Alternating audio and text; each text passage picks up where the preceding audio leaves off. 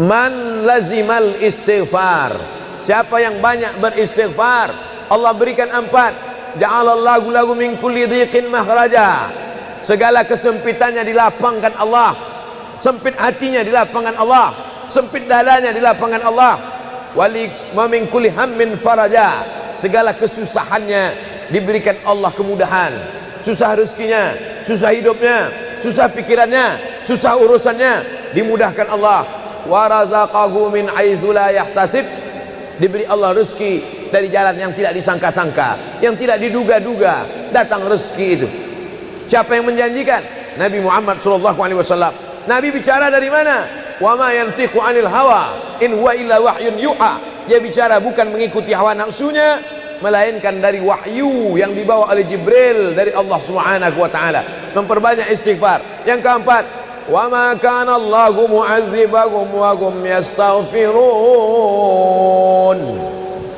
Allah tidak akan menurunkan azab wa hum yastaghfirun selama mereka mau beristighfar. Oleh sebab itu, kenapa tsunami tidak datang? Kenapa gunung tidak meletus? Kenapa air yang dari laut tidak naik ke darat? Kenapa tidak terjadi gempa bumi? Masih ada di Sidrap yang beristighfar. Masih ada orang yang bangun malam, salat sunat taubat menjelang subuh. Wabil ashari hum yastaghfirun. Menjelang azan subuh, di waktu sahur dia memperbanyak istighfar.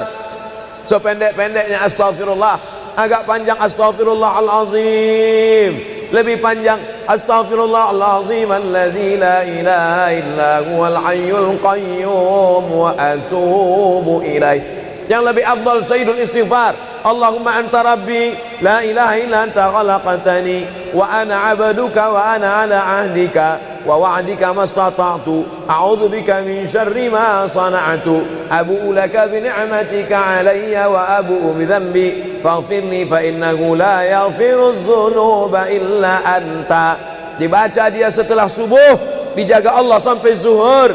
Dibaca setelah zuhur, dipelihara sampai asar. Dibaca selepas asar, dijaga sampai maghrib. Dibaca sehabis maghrib, dijaga sampai isya. Dibaca habis isya, dijaga sampai subuh. Allahumma anta rabbi la ilaha illa anta khalaqtani wa ana 'abduka, aku hambamu, wa ana 'ala ahdika, aku dalam perjanjian denganmu, wa wa'dika, aku dalam MOU denganmu, mastata'tu, sesuai kemampuanmu.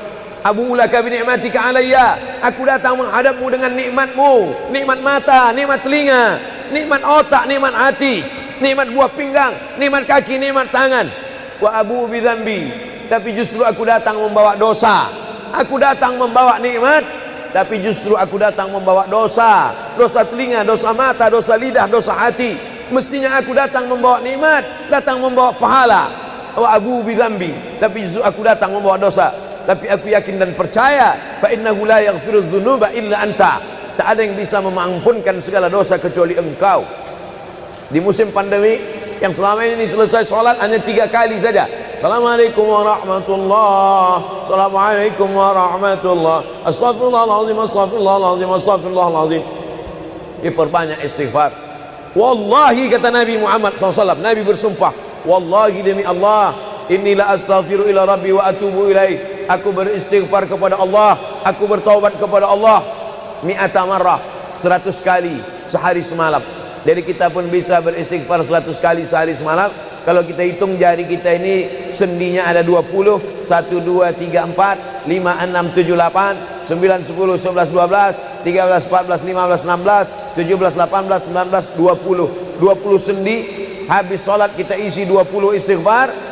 Habis subuh 20, habis zuhur 20, habis asar 20, habis maghrib 20, habis isya 20, ditambah doa 20, ditambah tahajud 20, ditambah witir 20, ditambah bangun tidur malam 20. Hanya sekali putaran tulang-tulang sendi. Kata Nabi, likulli sulama minkum sedekah, setiap tulang-tulang sendi ini mesti ada sedekahnya. Apa maksud sedekah tulang sendi? Sedekah orang kaya dengan uangnya, sedekah kita dengan sedekah tulang sendi. Astaghfirullahalazim, astaghfirullahalazim, astaghfirullahalazim, astaghfirullahalazim, astaghfirullahalazim. Allah menjanjikan balasan-balasan yang disampaikan oleh Nabi Muhammad sallallahu alaihi wasallam. Tapi di antara yang paling afdal di antara zikir ini semua adalah afdalu dzikri la ilaha illallah. Tidak ada zikir yang paling afdal daripada la ilaha illallah. Maka kita baca la ilaha illallah, la ilaha illallah, la ilaha illallah, ditutup dengan kalimat haqqin 'alaiha nahya, dengan itu kita hidup, wa 'alaiha namutu, dengan itu kita mati, wa bi'anu ba'su, dengan itu kita akan dibangkitkan di padang mahsyar. Hidupnya dengan la ilaha illallah, matinya dengan la ilaha illallah. Kenapa disebut hidupnya dengan la ilaha illallah? Karena waktu awal hidupnya ayahnya mengazankan ke telinganya, asyhadu an la ilaha illallah. Itulah makna alaiha nahya, dengan itu kita hidup. Kenapa disebut alaiha namutu, dengan itu kita mati? Karena matinya ditalqinkan ke telinga sebelah kanan, la ilaha illallah. Matinya pun dengan la ilaha illallah. Wa bi'anu ba'su, nanti dia dibangkitkan di padang mahsyar juga dengan kalimat la ilaha illallah. Tapi jangan lupa, orang yang hanya berkata la ilaha illallah tidak diakui Islamnya. Orang yang hanya berkata la ilaha illallah tidak diterima amalnya sebelum dia sepasang dengan Muhammadur Rasulullah. Oleh sebab itu maka solawat, apalagi hari ini hari Jumat, Sayyidul Ayyam, kata Nabi, perbanyaklah solawat pada hari Jumat. Allahumma salli ala Sayyidina Muhammad wa ala ali Sayyidina Muhammad. Allahumma salli ala Sayyidina Muhammad wa ala ali Sayyidina Muhammad. Allahumma salli ala Sayyidina Muhammad wa ala ali Sayyidina Muhammad. Khusus pada hari Jumat. Hari yang lain kita berselawat, tapi pada hari Jumat maka kita perbanyak solawat, solawat, solawat, solawat. Inna salatakum ma'rudatun alayya. Solawat kamu dari rumah kamu, dari tempat kamu bersolawat. Solawat orang sidrap dibawa ke Masjid Nabawi. Salawat orang sidrap dibawa ke makam Nabi. Allahumma salli ala Sayyidina Muhammad dari Masjid Agung Sidrap dibawa ke Masjid Nabawi di kota Al-Madinah Al-Munawwarah. Lalu kemudian sahabat bertanya, kaifa salatuna ma'rudatun alaika wa qad arimta?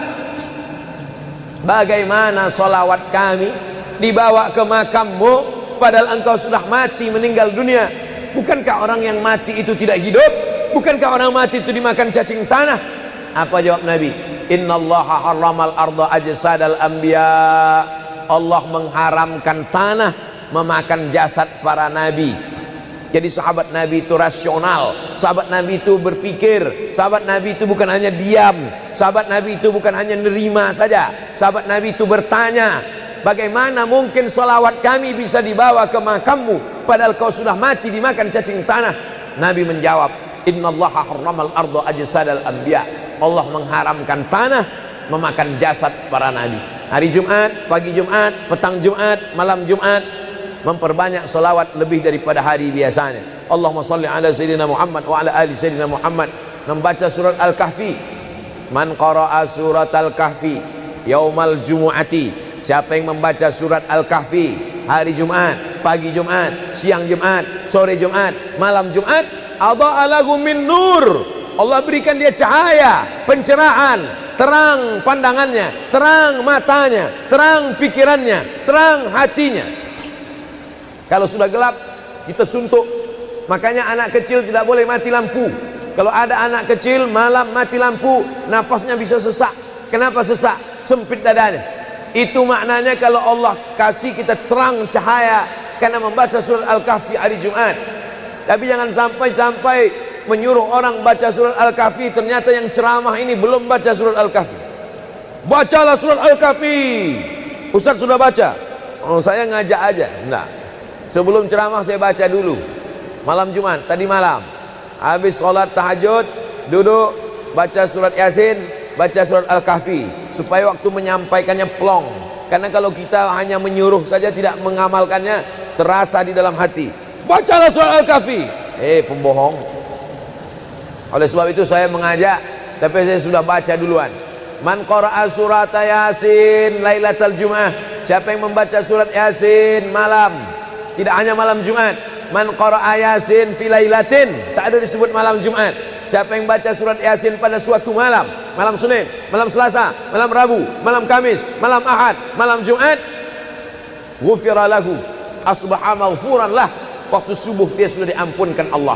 Adapun surat Al-Kahfi tadi malam, malam Jumat, pagi Jumat, siang Jumat, sore Jumat, sampai nanti sebelum matahari tenggelam. Dan dari salat asar sampai matahari tenggelam, waktu mustajab untuk berdoa, didoakan segala kebaikan-kebaikan. Sayyidul ayyam, induk dari segala hari. Berapa banyak orang amat sangat ingin hidup di hari ini tapi meninggal kemarin sore. Berapa banyak amat sangat ingin hidup di bulan ini tapi sudah didahului oleh ajal, janji kepada Allah Subhanahu wa taala. Jangan ada sedetik pun waktu yang sia-sia, yang kosong hampa tanpa kita isi dengan amal kepada Allah Subhanahu wa taala. Man shalla alayya salatan, siapa yang bersolawat satu kali, sallallahu alaihi biha asyra, Allah balas 10 kebaikan. Huttat anhu asyara sayiat, ditutupi 10 kesalahan. Wa rufi'at lahu asyara darajat, dinaikkan 10 darajat tingkatan kemuliaan. Satu kali salawat 10 dosa diampunkan, 10 kebaikan pahala dituliskan, 10 derajat kemuliaan diangkat, dinaikkan di hadapan Allah Subhanahu wa taala. Oleh sebab itu maka hari ini kita perbanyak selawat, pertemuan selawat, berjumpa dengan orang berselawat. Dan kita memang melakukan tradisi-tradisi itu. Ketika ada orang mau menikah berselawat, anaknya akikah berselawat, acara walimah berselawat, khotib khutbah Jumat kalau tidak berselawat batal Jumatnya. Orang yang sedang sholat kalau dia tidak berselawat menurut mazhab Syafi'i batal sholatnya. Orang yang berdoa kalau tidak berselawat doanya tergantung tidak dikabulkan Allah. Majlis kita kalau tidak ada selawat maka majlis itu berubah menjadi majlis antanajifah, majlis mangkai, majlis busuk, majlis berbau. Oleh sebab itu tidak ada cara lain menolak ini semua adalah dengan cara bersolawat, solawat dan solawat. Itu poin yang ketiga. Poin yang keempat, di antara menjauhkan kita dari bala ini, tolak bala ini adalah shadaqatus sirri tadfa'u mitatassu. Sedekah menolak bala, mati su'ul khatimah. Makanya dulu kita ada istilah sedekah tolak bala. Sedekah menolak musibah, sedekah menolak bencana, sedekah menolak wabah. Oleh sebab itu maka yang selama ini biasa bersedekah kepada anak yatim, biasanya menyambut Ramadan, jangan lagi tunggu bulan Ramadan, datangi rumah anak yatim, makan mereka, sembako beras mereka, masukkan ke dalam karung 10 kilo, gula sekilo, minyak sekilo, susu saset, ikan sarden, masukkan, berikan.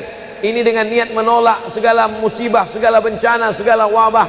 Orang-orang yang mati itu kalau dia ditanya Allah Subhanahu wa taala, hai mayit, hai orang yang mati, seandainya ku kasih kau hidup lagi, mau apa tidak? Mereka amat sangat ingin hidup. Apa kata mereka? Kami ingin hidup. Laula akhartani ila ajalin qarib, kasihlah kami hidup ya Allah qarib, sebentar, sekejap, semenit, sedetik saja. Kalau aku kasih kau hidup, kau mau apa? Kata Allah. Mereka menjawab, dalam Al-Quran diceritakan, laula akhartani ila ajalin qarib, kalau kau kasih aku hidup walaupun sedetik saja, fa as-saddaqa, aku mau bersedekah ya Allah. Kenapa orang mati itu tidak berkata, kasih aku hidup sedetik saja, aku mau haji dan umrah? Tidak ada.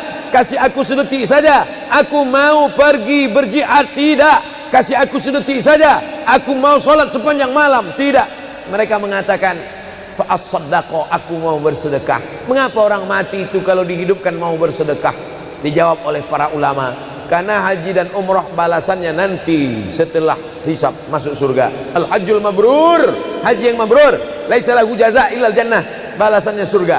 Tapi sedekah balasannya sudah didapatkan ketika dikubur.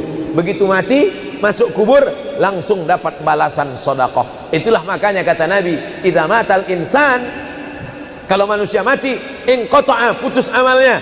Tapi ada yang tak putus, shadaqatun jariyah, sedekah yang mengalir. Belum bangkit dari kubur, belum padang mahsyar, belum hisab, belum timbangan amal, belum meniti titian siratal mustaqim, balasannya sudah nampak. Itu kehebatan sedekah dibandingkan amal yang lain. Oleh sebab itu sedekah ini luar biasa. Shadaqatus sirri tadfa'u mitatassu, sedekah menolak mati su'ul khatimah, sedekah menolak bala. Man lazimal istighfar, siapa yang banyak beristighfar, Allah berikan 4. Ja'alallahu lahu min kulli dhiqin makhraja, segala kesempitannya dilapangkan Allah, sempit hatinya dilapangkan Allah, sempit dadanya dilapangkan Allah. Wali wa min kulli hammin faraja, segala kesusahannya diberikan Allah kemudahan. Susah rezekinya, susah hidupnya, susah pikirannya, susah urusannya, dimudahkan Allah. Wa razaqahu min haitsu la yahtasib, diberi Allah rezeki dari jalan yang tidak disangka-sangka, yang tidak diduga-duga, datang rezeki itu. Siapa yang menjanjikan? Nabi Muhammad SAW. Nabi bicara dari mana?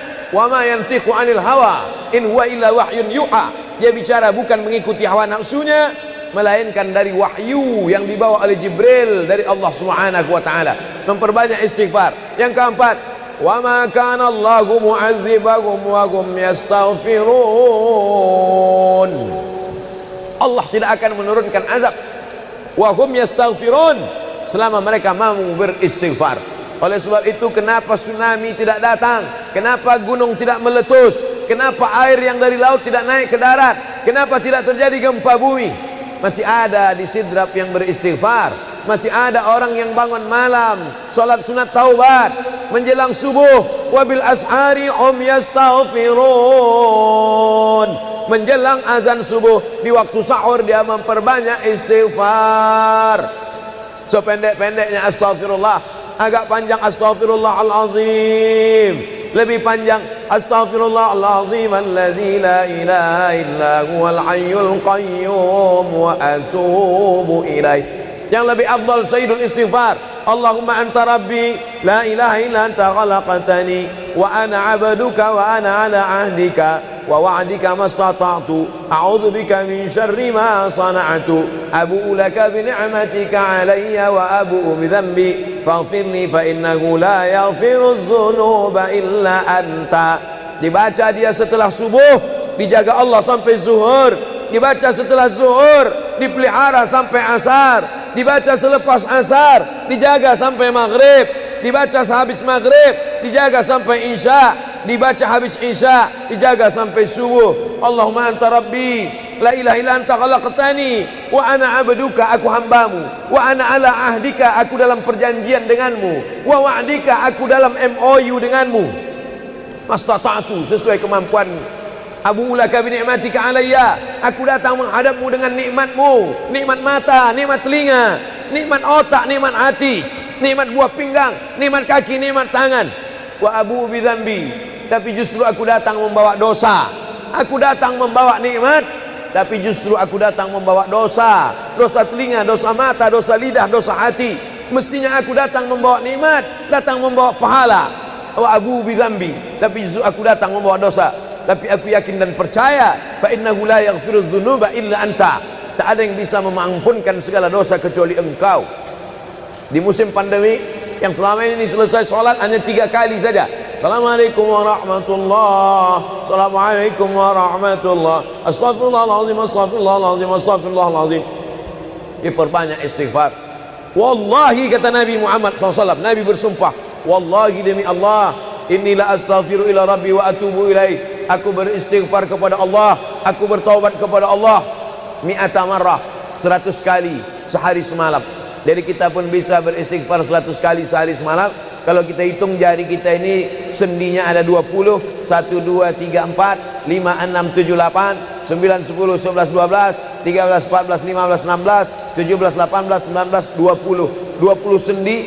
Habis sholat kita isi 20 istighfar. Habis subuh 20, habis zuhur 20, habis asar 20, habis maghrib 20, habis isya 20, ditambah doa 20, ditambah tahajud 20, ditambah witir 20, ditambah bangun tidur malam 20. Hanya sekali putaran tulang-tulang sendi. Kata Nabi, likulli sulama minkum sedekah, setiap tulang-tulang sendi ini mesti ada sedekahnya.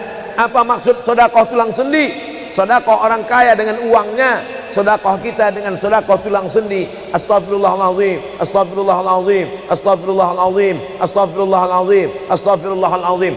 Allah menjanjikan balasan-balasan yang disampaikan oleh Nabi Muhammad sallallahu alaihi wasallam. Tapi di antara yang paling afdal di antara zikir ini semua adalah afdalu dzikri la ilaha illallah. Tidak ada zikir yang paling afdal daripada la ilaha illallah.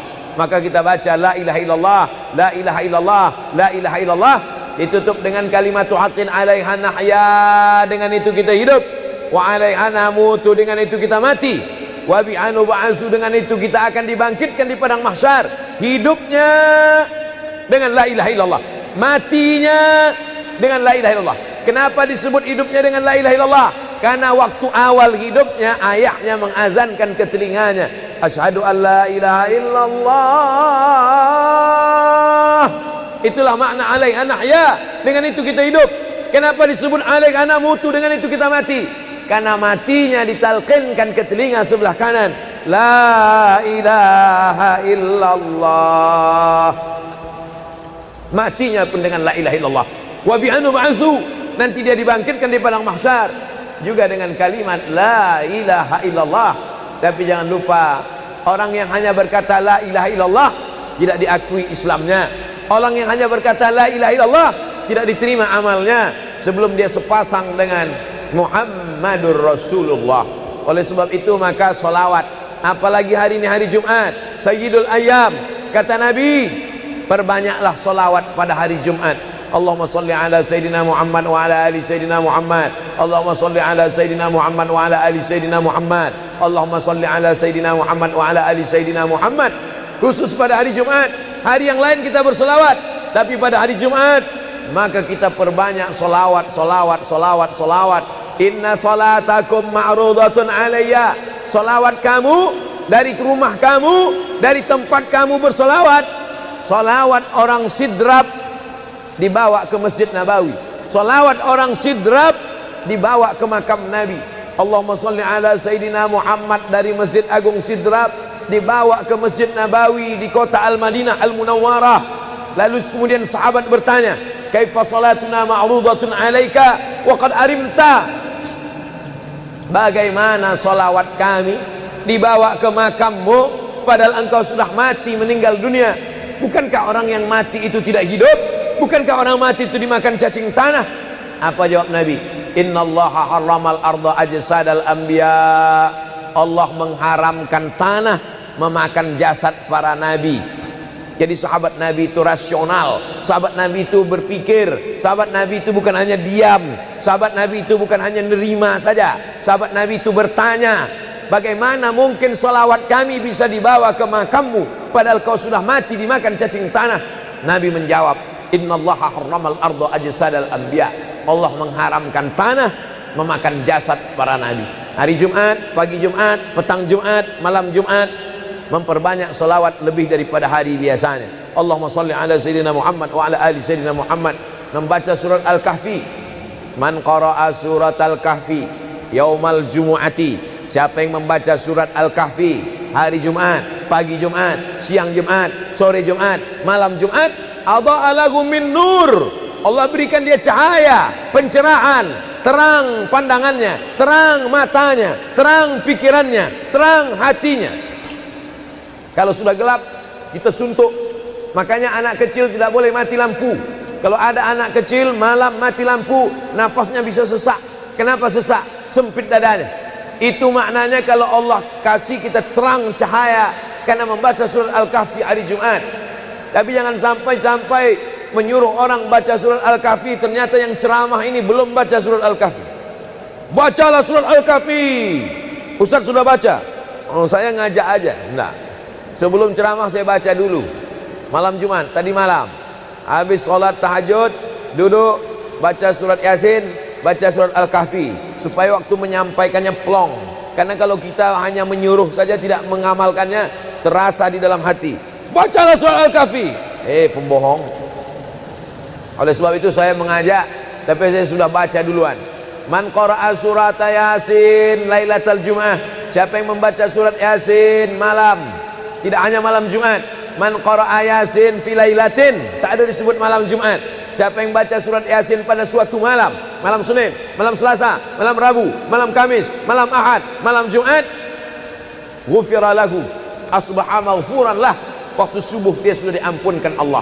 Adapun surat Al-Kahfi tadi malam, malam Jumat, pagi Jumat, siang Jumat, sore Jumat, sampai nanti sebelum matahari tenggelam. Dan dari salat asar sampai matahari tenggelam, waktu mustajab untuk berdoa, didoakan segala kebaikan-kebaikan. Sayyidul ayyam, induk dari segala hari. Berapa banyak orang amat sangat ingin hidup di hari ini, tapi meninggal kemarin sore. Berapa banyak amat sangat ingin hidup di bulan ini, tapi sudah didahului oleh ajal, janji kepada Allah Subhanahu wa taala. Jangan ada sedetik pun waktu yang sia-sia, yang kosong hampa, tanpa kita isi dengan amal kepada Allah Subhanahu wa taala. Man shalla alayya salatan, siapa yang bersolawat satu kali, sallallahu alaihi biha asyra, Allah balas 10 kebaikan. Huttan anhu asyara sayiat, ditutupi 10 kesalahan. Wa rufi'at lahu asyara darajat, dinaikkan 10 darajat tingkatan kemuliaan. Satu kali salawat, 10 dosa diampunkan, 10 kebaikan pahala dituliskan, 10 derajat kemuliaan diangkat, dinaikkan di hadapan Allah Subhanahu wa taala. Oleh sebab itu maka hari ini kita perbanyak selawat, pertemuan selawat, berjumpa dengan orang berselawat. Dan kita memang melakukan tradisi-tradisi itu. Ketika ada orang mau menikah berselawat, anaknya akikah berselawat, acara walimah berselawat, khotib khutbah Jumat kalau tidak berselawat batal Jumatnya.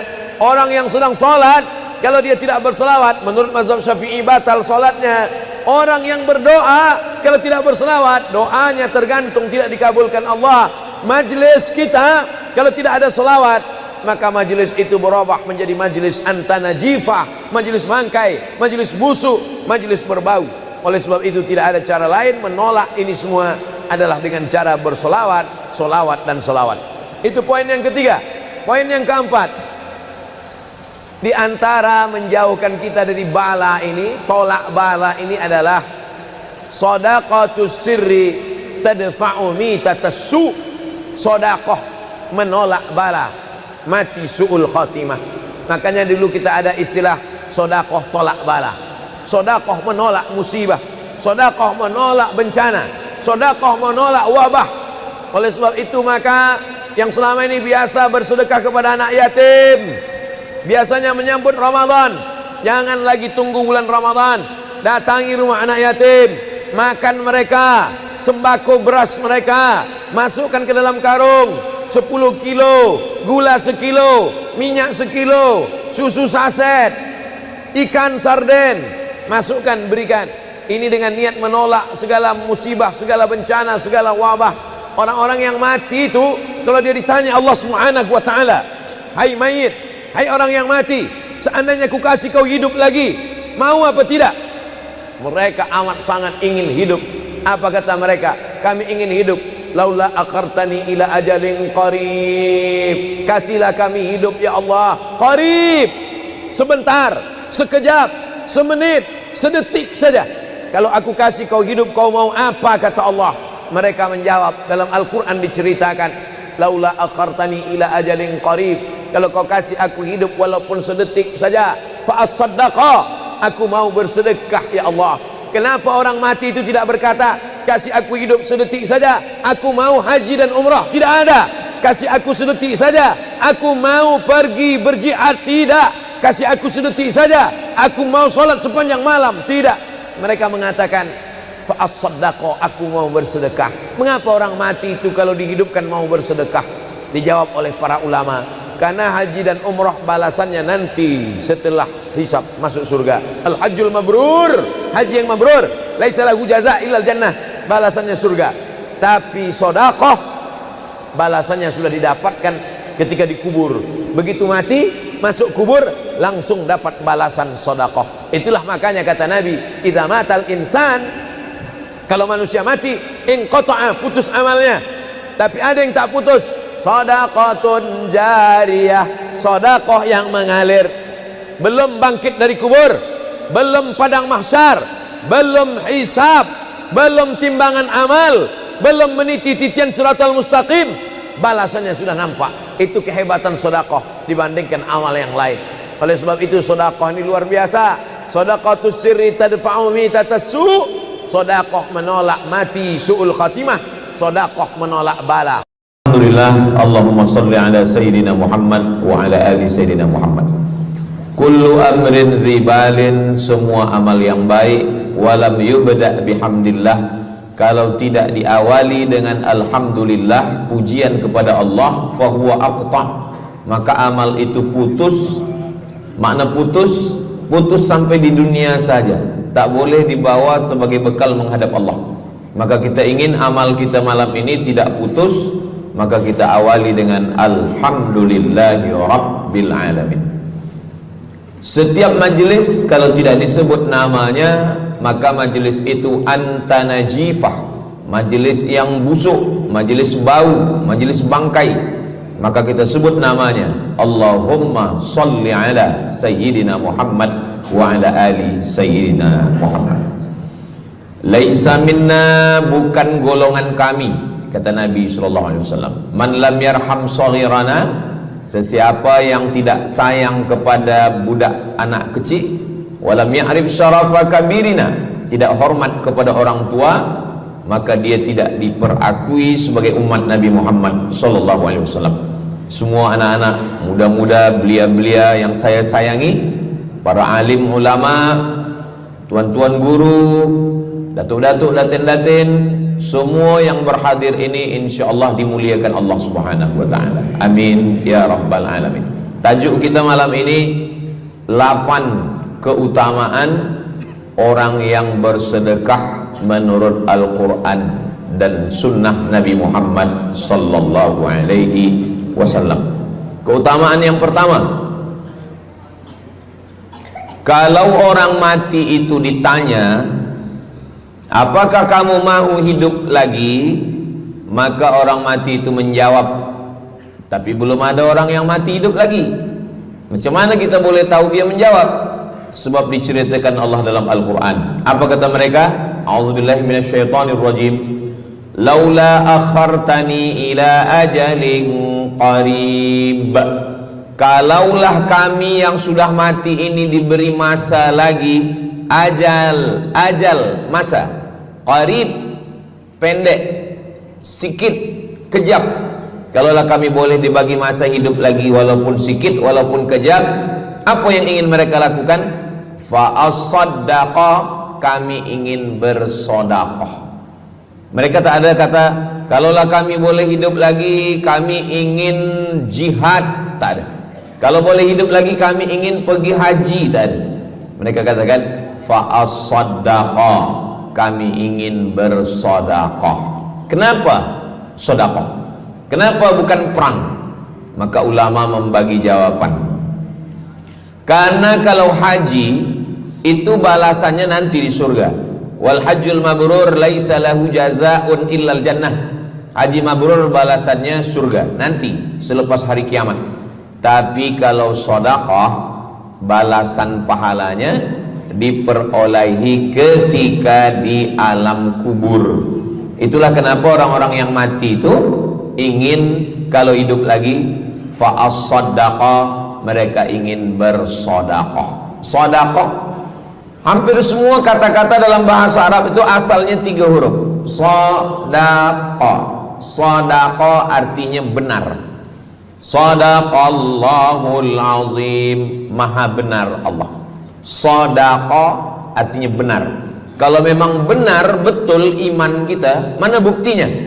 Buktinya adalah dengan bersedekah. Itulah kenapa sedekah itu disebut dengan sedekah, tanda iman itu benar. Karena untuk menggerakkan lidah bercakap sangat mudah. Apa kata pepatah orang Melayu? Lidah tak bertulang, mudah saja menggerakkan. Asyhadu an la ilaha illallah wa asyhadu anna Muhammadar Rasulullah. Kalau memang benar betul cakap, mana buktinya? Buktinya adalah sedekah. Lelaki mengatakan saya cinta kepada kamu, senang saja nak mengatakan cinta, tapi apa bukti, proof, mana memang betul cinta? Maka dia mesti bagikan sedekah.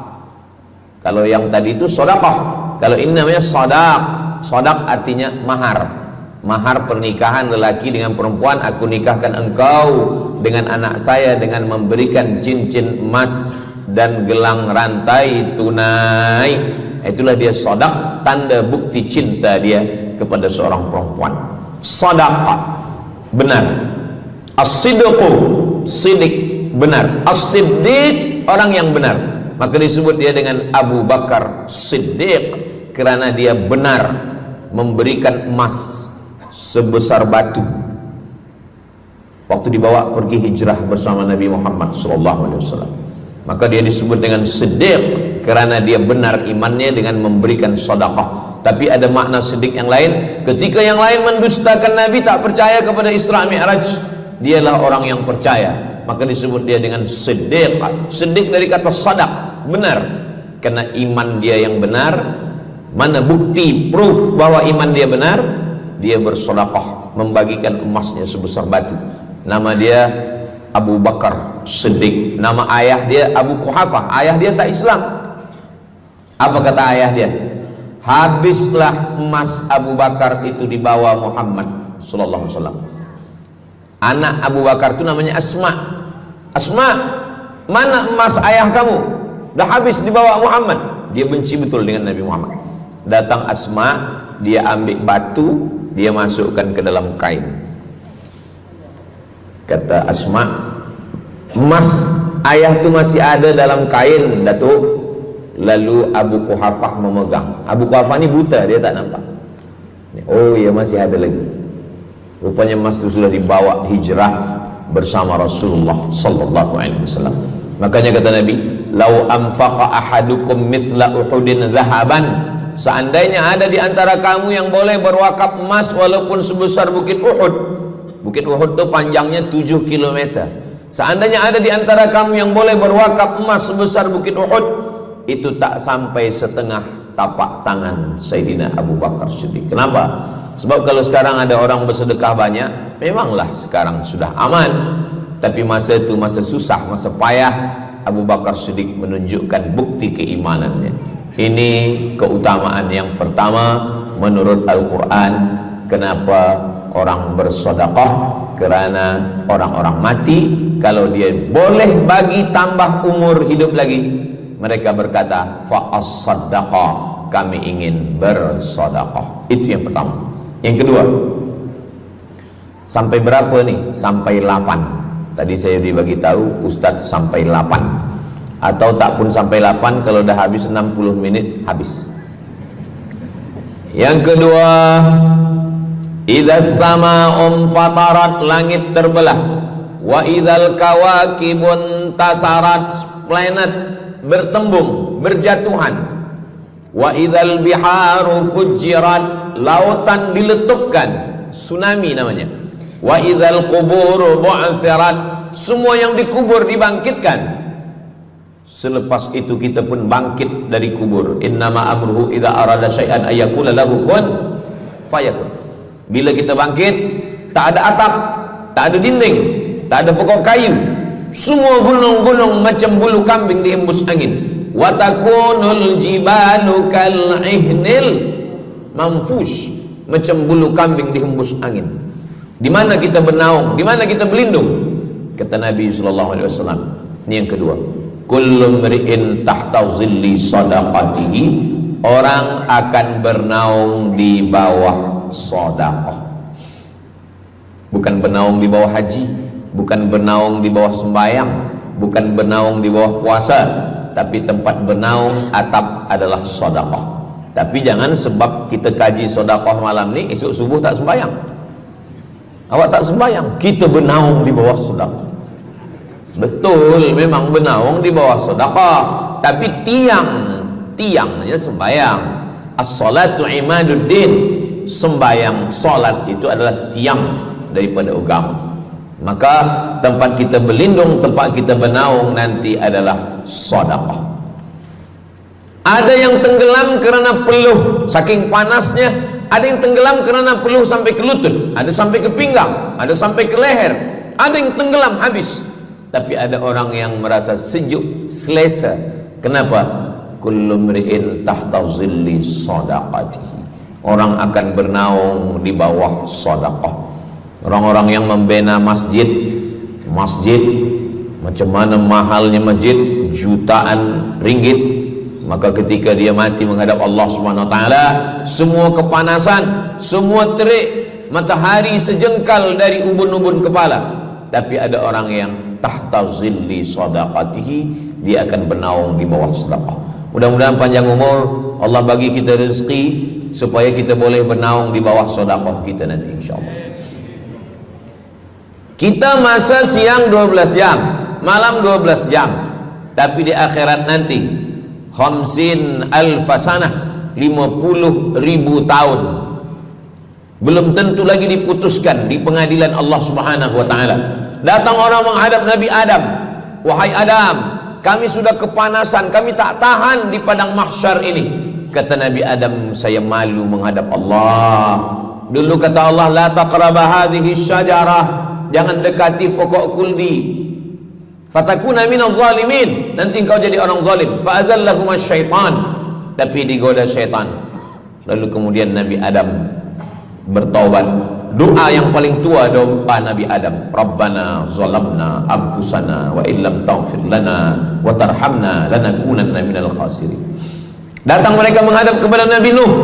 Cepatlah Nabi Nuh menghadap kepada Allah supaya diputuskan mahkamah ini. Kata Nabi Nuh, saya malu menghadap Allah. Anak saya Kan'an, masa saya panggil, ya bunayya, wahai anak saya Kan'an, irkam ma'ana, ayo mari naik ke atas perahu sampan ayah. Apa kata Kan'an? Sa'awi ila jabali ya'simuni minal ma, saya naik sampan, saya naik ke atas bukit, saya akan selamat. Rupa-rupanya hujan 40 hari 40 malam tenggelam. Kita belum lagi 40 hari 40 malam, baru 2 hari buaya dah naik ke jalan. Macam mana 40 hari 40 malam? Maka saat itu, saat anaknya Kan'an akan tenggelam, apa kata Nabi Nuh?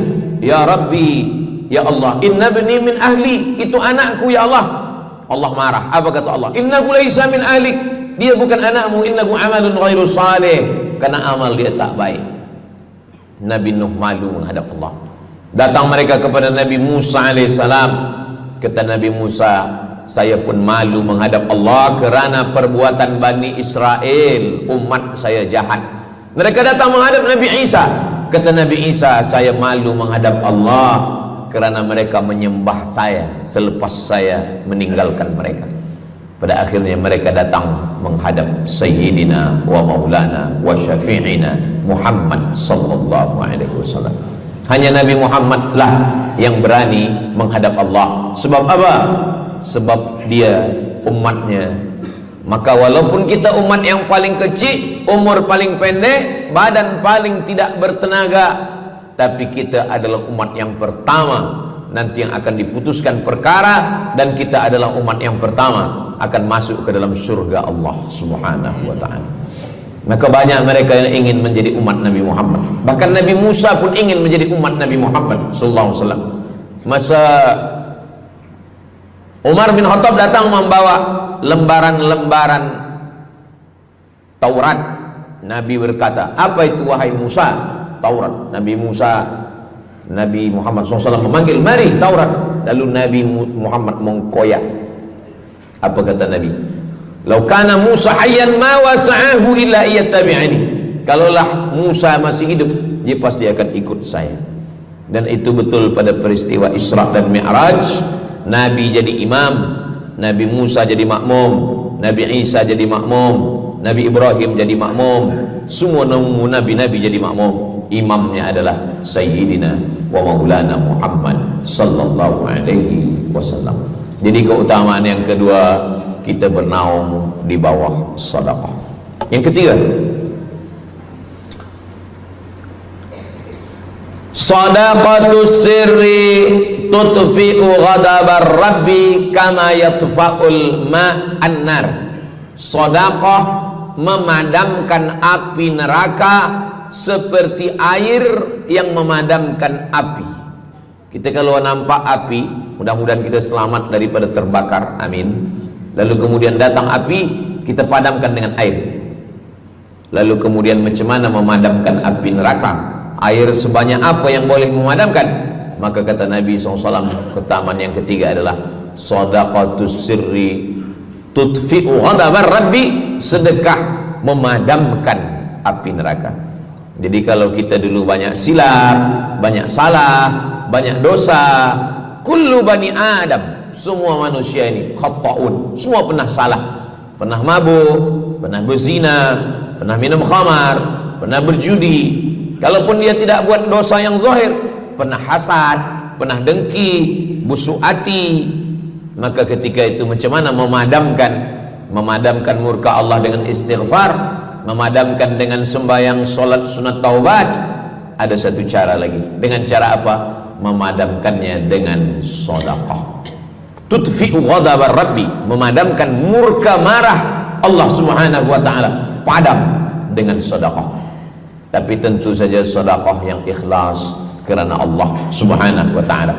Datang seorang yang sudah banyak dosa menghadap Nabi, menghadap pendeta Yahudi. Wahai pendeta Yahudi, saya ini banyak salah, banyak dosa. Saya sudah membunuh 99 orang. Apakah mungkin Tuhan mengampunkan dosa saya? Kata pendeta Yahudi, Tuhan tidak mengampuni dosa kamu kerana kamu sudah membunuh. Dia cabut pisau dia. Kalau begitu, kamulah yang ke-100. Dia dah bunuh 99. Itu maka saya takut juga kalau datang orang, Ustaz Somad, apakah Allah mengampuni dosa saya? Apa dosa kamu? Membunuh orang. Ayo Allah ampunkan dosa. Faqtulu anfusakum, bunuhlah diri kamu. Surat Al-Baqarah. Bunuhlah diri kamu. Fataba alaikum, Allah menerima taubat kamu dengan membunuh diri. Sebab Bani Israel minta ampun kepada Allah bukan dengan istighfar, minta ampun kepada Allah bukan dengan sembahyang taubat. Bani Israel kalau dia minta ampun kepada Allah dulu zaman Nabi Musa, dia ambil pedang, dia ambil parang panjang, dia cari orang yang sama-sama berdosa.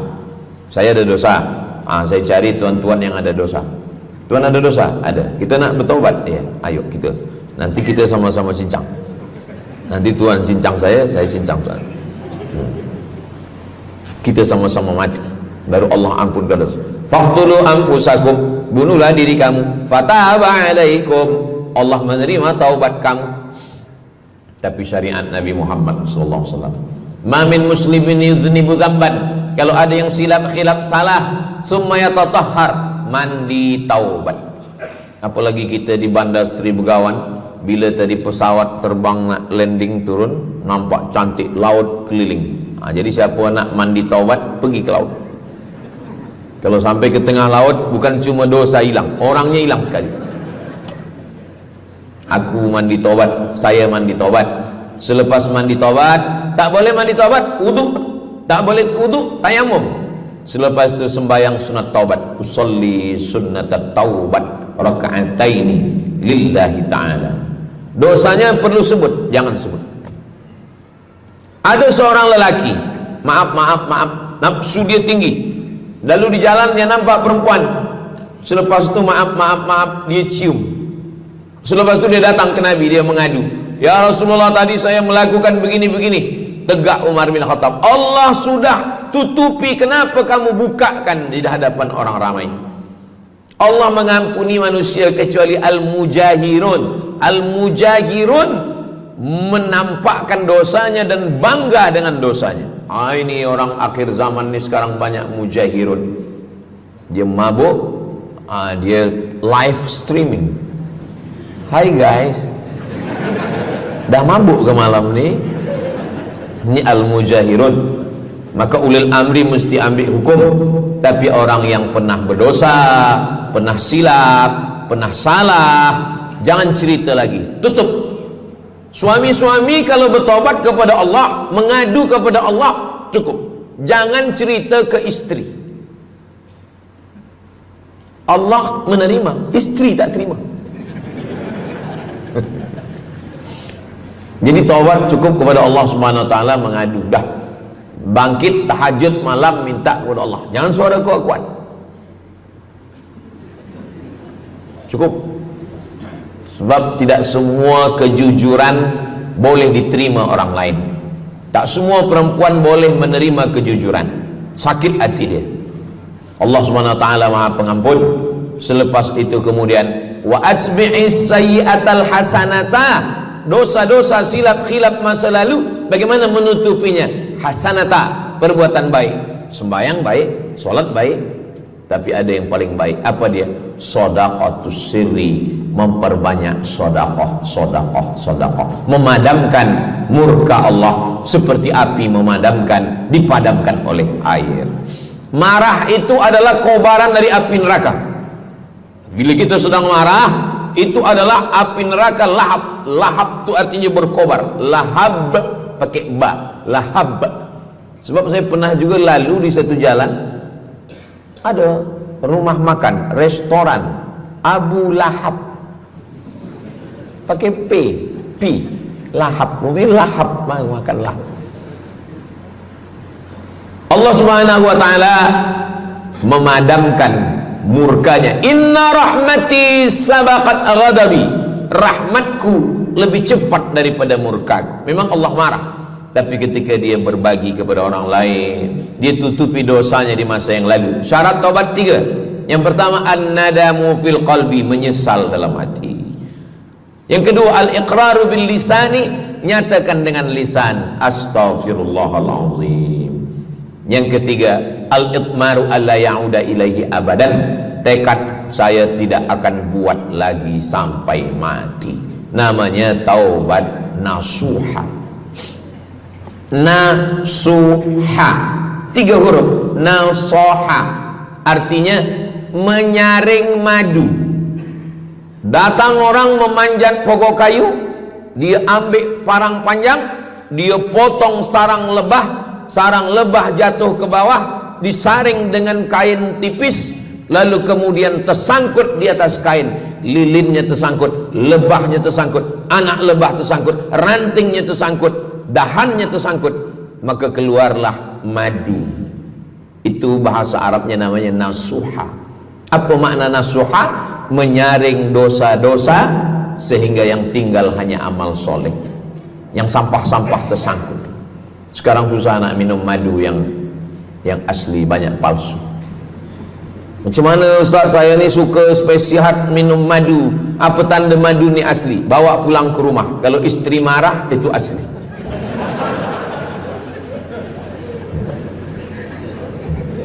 Yang keempat, ini jangan diingat, lupakan. Yang keempat, apa itu keutamaan sedekah?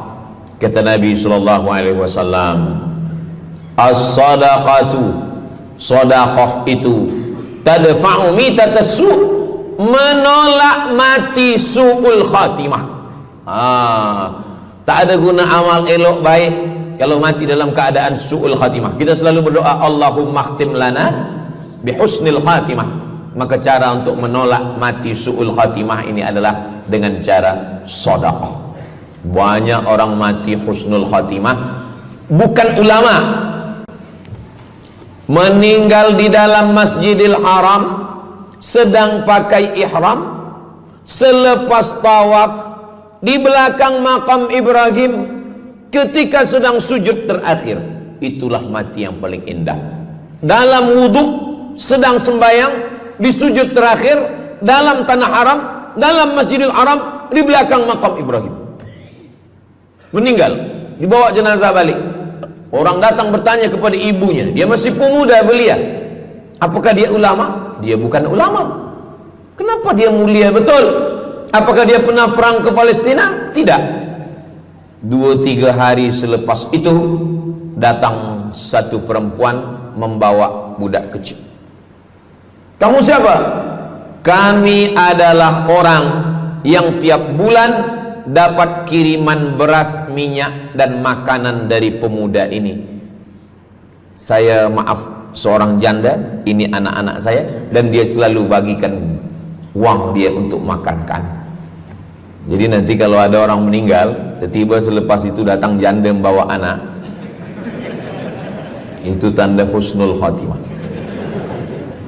Sebab dia belum nikah, dia masih lajang. Allah ingin menunjukkan bahwa kalau engkau berbuat sedekah, maka Allah Subhanahu wa taala memberikan keutamaan husnul khatimah. Bukan setakat diselamatkan dari su'ul khatimah, tapi mendapatkan husnul khatimah. Ada seorang dari Maghribi, dari Maroko, Mesir, Libya, Tunisia, Algeria, Maghribi. Orang Maghribi ini bermimpi. Dalam mimpinya dia berjumpa dengan Nabi Muhammad SAW. Kata Nabi, engkau pergi ke Saudi Arabia, cari di kampung ini, nanti engkau jumpai seorang pemuda, sampaikan salamku kepada dia, katakan dia penghuni surga. Malam pertama mimpi, iya ke? Tidak ke? Jangan-jangan syaitan. Tak betul. Malam kedua mimpinya sama. Engkau pergi ke Saudi Arabia, datangi kampung ini, jumpai seorang pemuda namanya si fulan, bagi tahu ke dia, salamku untuk dia, sampaikan kepada dia bahwa dia penghuni surga. Nah, 2 kali. Ini udah agak kuat. Tunggu 3 kali, sampai 3 malam mimpinya sama. Akhirnya orang Maghrib ini terbang dari Casablanca sampai ke Jeddah. Dari Jeddah dia cari kampung yang disebut dalam mimpi, sampai itu dia cari pemuda. Adakah di kampung ini seorang pemuda namanya si fulan? Betul. Dia tengok biasa saja, bukan ulama, bukan macam Musa Abdul Somad. Tak mungkin mimpi salah 3 kali betul-betul. Lalu disampaikan kepada dia, fulan, saya 3 malam bermimpi Rasul SAW menyampaikan salam kepada engkau, Assalamualaikum. Kata Nabi, engkau adalah penghuni surga. Dia pun terkejut. Saya bukan ulama, saya orang biasa. Apa amal kamu?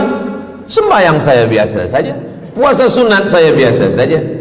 Hanya saja saya tak pernah menyimpan hasad dendam, dan saya selalu membagikan uang kepada fakir miskin, anak yatim dan du'afa. Selepas mendapatkan itu dia pun menangis, dia pun bersedih, karena dia merasa dia tak layak dicintai, karena dia masa banyak silap, banyak salah. Rupanya rahmat Allah itu turun bukan kepada orang yang alim tapi sombong, bukan kepada orang yang kaya tapi takbur, tapi kepada orang yang hatinya hancur berkeping karena takut kepada Allah Subhanahu wa ta'ala. Selepas itu dia pun meninggal dalam keadaan husnul khatimah, setelah mendapatkan janji dari Rasulullah sallallahu alaihi wasallam. Apa maknanya? Bahwa kalau kita tak boleh sembahyang sampai tegak lutut bengkak, kalau kita tak tergolong orang yang rajin puasa sunat berhari-hari, kalau kita bukan orang yang kuat berjihad fisabilillah, maka carilah satu pintu. Pintu itu bernama babus sedekah. Karena banyak yang sudah melaluinya dan mereka dimuliakan Allah, diselamatkan daripada su'ul khatimah. Yang ke berapa? Kelima. Saya sebetulnya ingat, saya nak cuba aja. Kalau jamaah masih ingat, itu maknanya mereka masih konsen lagi, masih sedar. Kalau dah terserah Ustaz lah nama berapa, kami pun dah tak balik dalam. Yang kelima, dawu mardakum bis sadaqah. Yang kelima, dawu mardakum bis sadaqah. Obati orang yang sakit di antara kamu dengan sedekah. Datang seorang lelaki yang lututnya bernanah menemui Imam Abdurrahman ibnu Mahdi. Wahai Imam Abdurrahman bin Mahdi, lutut saya ni bernanah, tak sihat-sihat.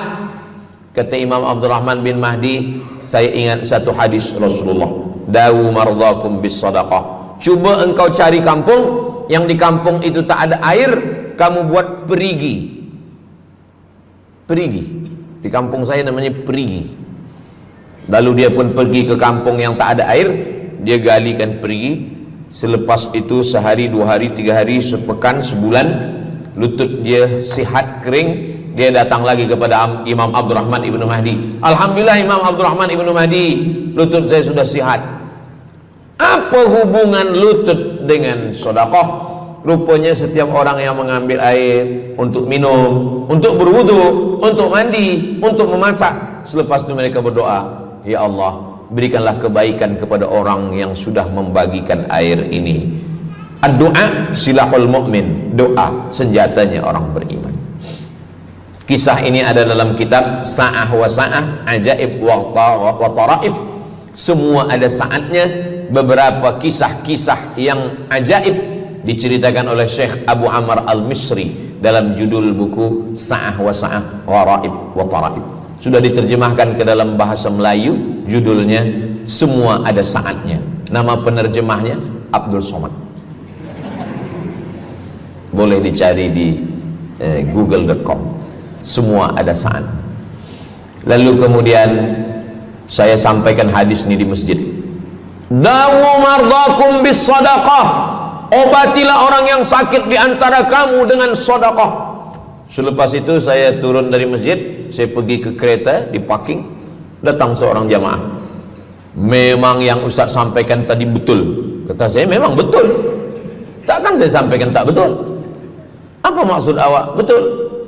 Istri saya kena sakit kista sebesar duit di dalam, maaf, rahim dia. Kata doktor, ini mesti diambil, kalau tidak dia makin besar makin besar. Tapi kalau diambil, dicabut, operate, nanti akan, maaf cakap, tercabut rahim sekali. Dan kalau rahim tercabut, maka nanti tidak boleh mengandung. Mendengar itu istrinya menangis, suaminya tersenyum. Yang senyum budak kecil pula. Lalu kemudian rupanya istri dia tahu tentang hadis Nabi, dawu mardakum bis sadaqah, obatilah orang yang sakit dengan bersedekah. Maka dia pun bersedekah, bersedekah, bersedekah, bersedekah. Selepas itu mereka pergi lagi medical check up ke hospital. Sampai di hospital dicek USG, rupanya kista itu makin kecil, kecil, kecil, kecil dan hilang. Doktor tu pula bertanya balik, awak makan apa? Saya makan nasi, kata dia. Minum apa? Minum teh tarik. Saya amalkan hadis Nabi Muhammad SAW, dawu mardakum bis sadaqah. Kata doktor, awak tak perlu operate, dan ini tidak perlu dibelah, dan rahim awak masih boleh mengandung. Istrinya tersenyum, lakinya pula menangis. Begitulah Allah Subhanahu wa ta'ala.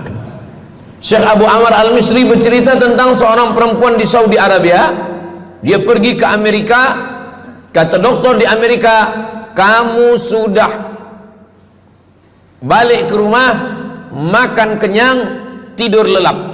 Nanti kalau puan-tuan pergi hospital, lalu dokter bercakap, balik ke rumah, makan kenyang, tidur lelap. Itu maknanya malaikat maut dah dekat, tak ada obat. Maka dia pun balik ke Saudi Arabia. Dia ambil harta dia, dia sedekah, dia sedekah, dia sedekah, dia sisa dia bagikan baki sikit untuk ahli waris. Selepas itu last kali dia pergi lagi ke Amerika, last medical check up. Apa kata doktor di Amerika? Kami sudah cek, kamu sihat wal afiat. Banyak sekali orang-orang yang diberikan Allah Subhanahu wa taala keutamaan dengan sedekah, mukjizat, bahwa Nabi SAW sudah meninggal dunia, tapi mukjizatnya masih ada sampai akhir zaman ini. Di antaranya adalah dawu mardakum bis sadaqah, obatilah orang yang sakit di antara kamu dengan bersedekah. Yang ketujuh, yatsba'ul mayyita salasun, yang mengiringi mayat orang mati ke liang lahat ada tiga. Yang pertama, mal, bahasa Arabnya mal, orang kita menyebut mall, harta. Yang mengiringi manusia ke liang lahat, yang pertama maluhu, harta. Yang kedua ahluhu, istri, anak, menantu, kawan, jiran, sahabat. Yarji'usnani, yang dua ni balik ke rumah, anak balik, istri balik, kereta balik, semua balik. Wa yabqa wahidun, yang kekal hanya satu. Apa dia? Yang kekal hanya satu, itulah dia sedekatuh. Sedekah lah yang kekal. Itulah kenapa orang-orang meninggal dunia. Kita di atas dunia ini, kata Nabi, baina sittin wa sab'in. Kita hidup di atas dunia ini antara sittin, 60, sab'in, 70. 60, 70, 60, 70. Kalau umur 30, ada berjumpa jamaah umur 30 yang dia soal, dah berbini ke? Bini? Belum. Oh. Awak dah menikah? Belum. Apa belum nikah lagi? Kejap lagi Ramadan.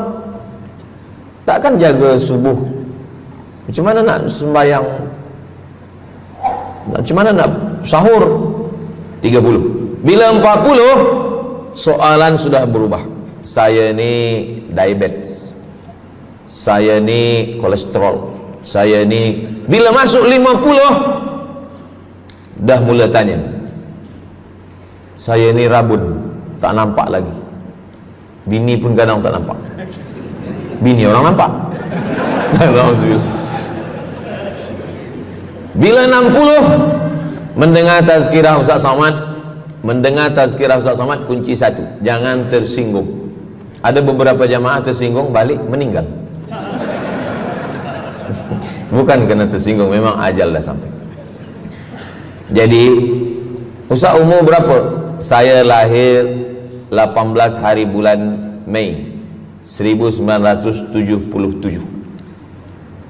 Umur rasa 27. Umur ini bukan masalah angka, tapi masalah rasa. Semua yang hadir uban. Semua yang hadir banyak uban. Semua yang hadir malam ini muda. Mana muda lagi Ustaz? Kami dah tua. Ini bukan orang tua. Ini orang tua yang terjebak di tubuh pemuda. Ini semua pemuda-pemuda.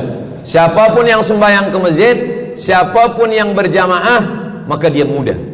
Siapapun yang tidur di rumah tak sembahyang, dia sudah tua. Lautan kan kuseberangi, gunung kan kudaki, masjid kulalui. Ini orang tua semua.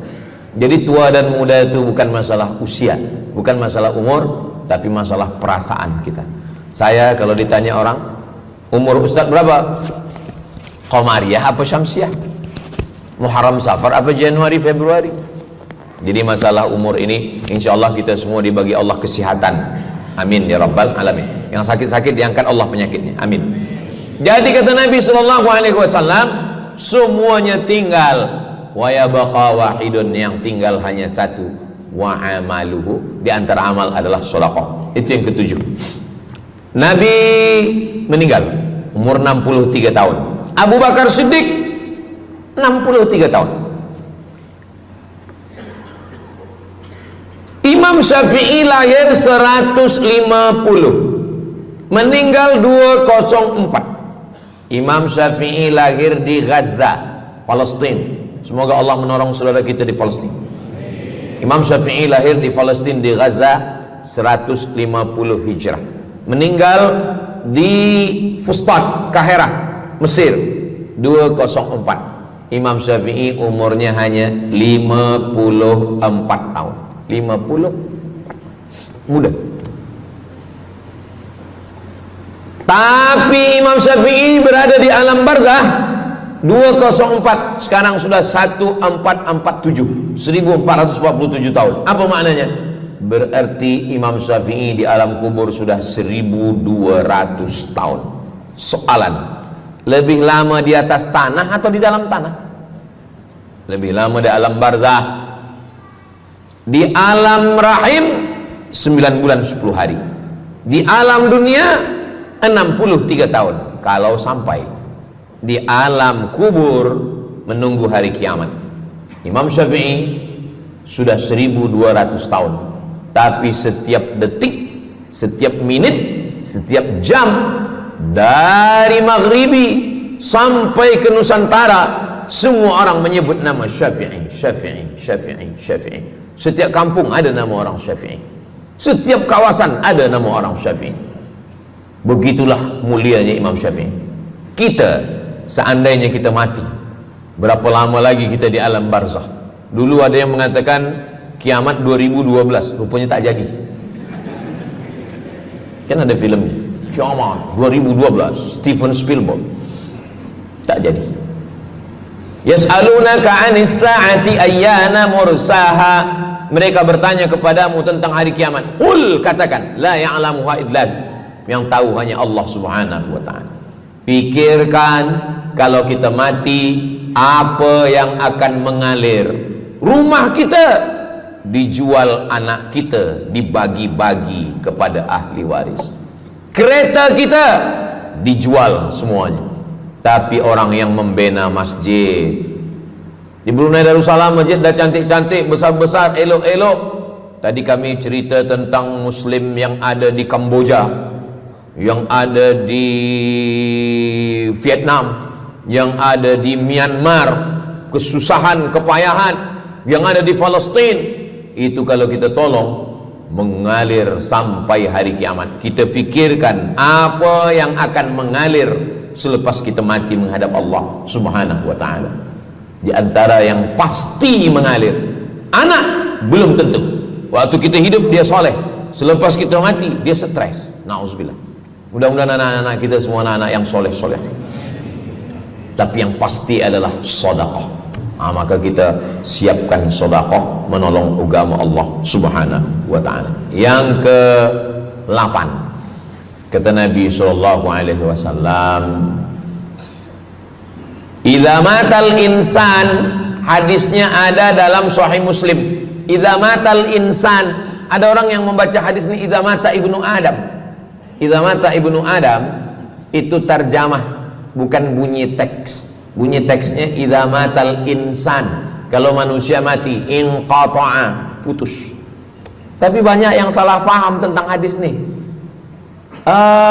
Kamu malam ni tak ada buat kenduri orang mati, tak ada baca doa, tak ada baca yasin, tak ada baca tahlil.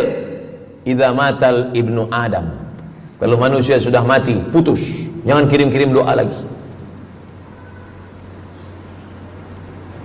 Banyaklah soalan ke saya, Ustaz Abdul Somad, ya, macam mana kalau orang sudah mati tak ada anak, lalu siapa yang mendoakan dia? Kata saya, yang mendoakan dia saya. Allahumma ighfir lahu warhamhu wa'afihi wa'fu anhu. Siapa yang akan bacakan Al-Fatihah untuk dia? Saya akan bacakan Al-Fatihah. Saya tengok muka dia macam ragu. Dia tak percaya Fatihah ini sampai. Siapa yang tak percaya Fatihah sampai, saya tak marah, sebab ni masalah yang ghaib. Siapa yang tak percaya Yasin itu sampai, siapa yang tak percaya Fatihah itu sampai, saya tak marah. Bagi saja nama semua lengkap dengan bin. Nanti bila mati saya kirim. Bila tak sampai, cepat-cepat bagi tahu. Idza matal insan, kalau manusia mati, inqata'a amaluhu, yang putus tu amal dia, amal yang mati itu. Misal ini ada orang mati, namanya Abdul Somad. Ketika saya sebut nama lain tersinggung pula. Ada orang mati namanya Abdul Somad. Idza matal insan, kalau Abdul Somad ni mati, inqata'a amaluhu, maka yang putus tu amal dia. Amal Abdul Somad ni yang putus. Amal orang Brunei untuk Abdul Somad putus atau tak putus? Tidak putus. Datang berita, mereka tengok di Instagram Abdul Somad, Ustadz Abdul Somad Official. Bagi yang belum follow, cepat follow. Dapat berita Ustadz Somad sudah meninggal. Orang Bandar Seri Begawan, semua orang Brunei mengirimkan Al-Fatihah, mereka sholat ghaib. Sampai apa tak sampai? Sampai. Jadi mana yang putus itu apa maknanya? Amal dia putus, amal orang mati ini putus. Amal orang hidup kepada yang mati tak putus. Saya bilang sekali lagi, yang putus itu amal orang mati. Amal orang mati putus. Apa maksud amal orang mati putus? Kepada muslimin muslimat, sila datang ke masjid yang akan membagi tazkirah almarhum Abdul Somad. Itu mana putus, mana boleh tazkirah lagi. Orang mati itu amalnya putus, tapi amal orang hidup untuk orang mati tidak putus. Kalau memang putus, kenapa ada amalnya yang tak putus? Ada amal dia yang tak putus. Ini Abdul Somad mati dia, amal dia semuanya putus, tapi ada amal dia yang tak putus. Pertama, shadaqatun jariyah. Sedekah itu kan amal dia, tak putus. Sedekah dia bina masjid dia, sedekah dia tahfiz Quran. Budak-budak tahfiz Quran itu menghafal Quran, jadi tuan guru, punya murid, punya pondok, maka tak putus. Amal dia tapi tak putus. Yang kedua, ilmun yuntafa'u bih, mengajar dia, diamalkan orang, tak putus. Waladun solihun, anak soleh. Anak soleh itu maksudnya, anak soleh itu kan amal dia. Itu yang banyak orang yang tak paham. Macam mana amal soleh, macam mana amal soleh itu amal kita? Macam mana anak soleh itu amal kita? Kalau istri, mohon maaf, kalau istri awak cuma awak tengok saja, apakah mungkin dia hamil? Itu dah payah betul dah menjelaskan. Maknanya anak kita itu amal kita. Maka kalau kita mati, dia tetap mengalir. Bukan berarti doa orang lain tak sampai. Ini banyak orang salah faham. Selepas orang meninggal, tak usah baca doa lagi, tak usah Allah maafir lahu lagi, tak usah baca Yasin lagi, tak sampai. Maksud putus itu amal orang mati itu putus.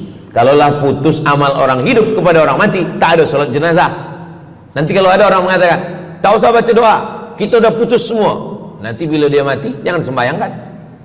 Sebab sembahyang jenazah itu kan amal orang hidup untuk orang mati. Allahu Akbar, Allahu Akbar, Al-Fatihah, Allahu Akbar, salawat, Allahu Akbar, Allahumma fir lahu warhamhu wa'afihi wa'fu anhu, Allahu Akbar, Allahumma la tahrimna ajrahu wa la taftina ba'dahu wa waghfir lana wa lahu wa li ikhwanina alladhina sabaquna bil iman wa la taj'al fi qulubina ghillan lil ladzina amanu rabbana innaka ra'ufur rahim. Empat itu sampai, Al-Fatihah sampai, doa sampai, Al-Fatihah sampai, solawat sampai, doa takbir 3 sampai, doa takbir 4 pun sampai. Itu maknanya amal orang hidup sampai, tapi amal orang mati putus. Apakah orang mati itu tetap beramal? Orang mati tetap beramal, tapi katanya putus. Yang putus itu amal wajib. Sholat wajib, tak wajib lagi. Puasa wajib, tak wajib lagi. Adapun amal yang tak wajib, makanya kalau ada suami yang tak mau amal wajib, suruhlah dia mati. Mana dalil ustadz bahwa orang mati tetap beramal? Waktu Nabi Muhammad SAW Isra Mi'raj, Nabi Isra Mi'raj, Nabi tengok Nabi Musa sholat di dalam kuburnya. Padahal Nabi Musa sudah meninggal. Itu menunjukkan orang meninggal pun beribadah, tapi ibadah dia tidak wajib lagi. Waktu sampai di Masjidil Aqsa, Nabi Ibrahim sholat, Nabi Musa sholat, Nabi-Nabi sholat, padahal mereka sudah meninggal dunia. Itu menunjukkan bahwa orang mati beribadah, tapi ibadahnya tidak wajib. Yang kita wajib ini hanya dari akil baligh sampai kita mati. Siapa yang wajib sembahyang? Akil baligh. Siapa yang wajib puasa? Akil baligh. Siapa yang wajib haji? Akil baligh mampu. Ada orang akil, ada orang baligh tapi tak akil. Umur 15 tahun, 20 tahun, 30 tahun, baligh umurnya sampai tapi tak akil, tak ada akal. Rufi'al qalam, kertas, pena dia terangkat, tak mencatat. Ada 3 orang yang penanya tak mencatat. Yang pertama, anis sobi hatta yahtalim, budak kecil sampai dia mimpi akil balik. Yang kedua, anin naim hatta yastayqiz, orang tidur sampai dia terjaga. Yang pertama, budak kecil sampai akil balik. Maka kalau nak nakal waktu kecil itulah. Menyesal saya Ustaz, waktu kecil dulu baik-baik. Yang kedua, anin naim hatta yastayqiz, orang tidur sampai dia jaga tidur. Makanya kalau nak buat dosa waktu tidurlah. Ada seorang suami tidur, selepas itu dia terjaga, dia katakan ke istri dia, Adinda, buah hati belayan jiwa, siang dan malam terbayang-bayang, makan tak kenyang, tidur tak lelap. Abang bermimpi malam tadi. Mimpi apa? Mimpi berbini lagi. Kata istri dia, engkau tidur lagi, mimpi lagi, ceraikan dia. Macam mana nak tidur lagi? Begitulah. Tapi perempuan ini tak ada di Brunei, di kampung saya. Sini baik-baik. Orang tidur dia tidak boleh dihukum, sebab mimpi kita tak boleh buat-buat. Anin naim hatta yastayqis, orang tidur sampai dia jaga tidur. Anil majnun hatta yafiq, orang gila sampai sehat. Orang gila tak diambil hukum, tak wajib sembahyang, tak wajib puasa. Itu maka kadang isteri kalau ada lelaki tak sembahyang, abang ni gila ke? Kata, aku tergila-gila dengan kamu sayang. Jadi siapa yang wajib? Macam mana dengan orang yang pikun, hilang ingatan? Hilang ingatan bila dari mula zuhur azan sampai waktu asar habis, ingatan dia hilang, maka dia tak wajib sembahyang. Tapi bila dia ingat sekejap, dia wajib lagi. Itu pula masalahnya Ustaz. Laki saya ni hilang ingatan waktu sembahyang saja. Lepas tu ingat balik berakal. Kata orang kalau sudah tua kita mengalami namanya demensia. Manusia demensia, amnesia. Amnesia tak ingat apa-apa, semua lupa. Itu maka kita bila nak pergi ke mana-mana guna helmet, sebab bila kepala ni terantuk lupa. Ada kawan saya, dia hafaz Quran 30 juz, ceramah tazkirah ke mana-mana, bawa kereta jatuh. Kata dia banyak ayat-ayat yang hilang, maka aku kalau sembahyang ayat pendek-pendek. Kata saya, bang, di kampung saya dulu kalau ada radio yang dah tua yang rosak, itu biasa kita pukul mau elok balik. Cuba antukkan sekali lagi, kata saya. Kata dia, aku takut kalau aku antukkan Fatihah ni pula hilang. Maka Islam ini datang menjaga 5. Pertama, menjaga akal.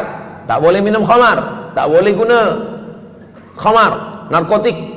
Menjaga diri, tak boleh bunuh diri. Menjaga kehormatan, tak boleh menghina orang. Menjaga agama, tak boleh membawa aliran sesat, ateis, tak percaya, kekafiran. Menjaga harta, tak boleh ada mencuri, tak boleh ada dusta, tak boleh ada akad bohong, tak boleh ada tipu, tak boleh ada gharar, tak boleh ada zulm, tak boleh ada ghish. Man ghasyana falaysa minna, siapa yang menipu kami maka dia bukan golongan kami. Jadi berdasarkan 8 keutamaan ini, kalau ingat 8-8-nya alhamdulillah. Tak ingat 8, ingat 7, ingat 6, ingat 5, ingat 4, ingat 3, ingat 2, ingat 1. Satu pun tak ingat, innalillah. Tapi insyaAllah kita boleh ingat semua. Sebab apa? Sebab tazkirah malam ini direkodkan, nanti boleh ditonton ulang di channel Ustaz Abdul Somad Official. Jangan lupa subscribe, like, share, and comment. Jamaah yang dimuliakan Allah Subhanahu Wa Taala, tadi saya mula pukul 8.15, sekarang sudah pukul 8.10. Jadi saya di mana-mana tazkirah memanglah 60 menit. 600 ml, tapi rupanya botolnya kecil. Jadi sebenarnya setengah jam pun cukup. Jadi dari 8 tadi itu semua membagi kita semangat. Kalau ada orang yang mengatakan Islam ini agama yang menyuruh kita tak usahlah berniaga, tak usahlah bertanam kelapa sawit, tak usahlah bertanam kelapa, tak usahlah buka ikan, tak usahlah bertani. Sesungguhnya Islam ini agama yang menyuruh kita berusaha. Masuk masjid, Allahumma aftah li abwaaba rahmatik. Keluar masjid, Allahumma inni as'aluka min fadlik. Kenapa keluar masjid minta rezeki? Sebab peniaga, pedagang, bisnismen dapat duit, duitnya bukan untuk dunia, duitnya untuk akhirat. Jadi kalau ada orang mengatakan kereta tak dibawa mati, siapa kata kereta tak dibawa mati? Kereta boleh dibawa mati. Kereta yang macam mana? Kereta wakaf. Ada kereta 10, wakafkan untuk tahfiz Quran. Masa mak saya meninggal, berpesan dia, nanti kalau aku mati, tolong kuburkan aku di samping makam ayahku. Dari tempat saya, rumah saya ke kampung mak saya jauh, 10 jam naik kereta. Hospital tak nak bagi kereta ambulan. Maka selepas itu saya azam dalam diri saya, nanti kalau ada duit kita buatkan kereta wakaf ambulan. Siapapun saja yang sakit meninggal free, Alhamdulillah kami ada yayasan tabung wakaf umat namanya, 2 kereta ambulans sekarang. Siapapun yang sakit free. Naik kereta ni free, syaratnya 2, sakit mati. Alhamdulillah, sesiapa saja datang boleh. Jadi saya rasa sakit hati, dalam hati saya itu saya mesti azamkan, tekadkan ini. Begitu juga dengan tahfiz, guru-guru, cikgu-cikgu, pelajar-pelajar, buatkan kereta.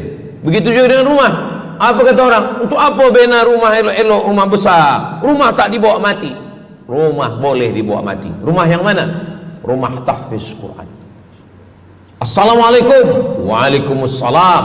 Ustaz Abdul Somad, betul, saya ada rumah Ustaz, 9 bilik, 2 aras, parking lapang. Rumah siapa? Tak tahu. Ini rumah siapa Tuan? Tuan Haji. Rumah saya. Tuan Haji di mana sekarang? Saya di Surabaya, Ustaz Abdul Somad. Rupanya dia dulu kerja kilang minyak di Riau, Sumatera. Lepas pencen dia balik ke Jawa. Jadi rumah ni saya nak wakafkan. Wakafkan sekarang, kami buat rumah tahfiz Quran. Pagi, petang, siang, malam orang hafaz Quran. Ini rumah boleh. Jadi kalau ada orang mengatakan tak usahlah cari harta banyak-banyak, harta tak dibawa mati. Harta dibawa mati dengan syarat diwakafkan, diinfakkan, disedekahkan. Yang paling tinggi zakat wajib. Di bawah zakat wakaf. Wakaf mesti ada 4. Orang yang berwakaf, orang yang menerima wakaf, harta yang diwakafkan, ada ijab dan qabul. Di bawah wakaf infak. Di bawah infak baru sedekah. Kenapa infak lebih tinggi daripada sedekah? Sebab infak adalah harta, sedangkan sedekah tak harta pun sedekah. Senyum itu sedekah. Makanya yang kalau ada box di depan masjid, box di tepi jalan, itu yang tepat ditulis box infak, jangan box sedekah. Sebab kalau box sedekah nanti orang senyum aja. Tabassumika fi wajhi akhika sedekah, senyummu ke wajah saudaramu adalah sedekah. Tolong untuk dibaca Ustaz.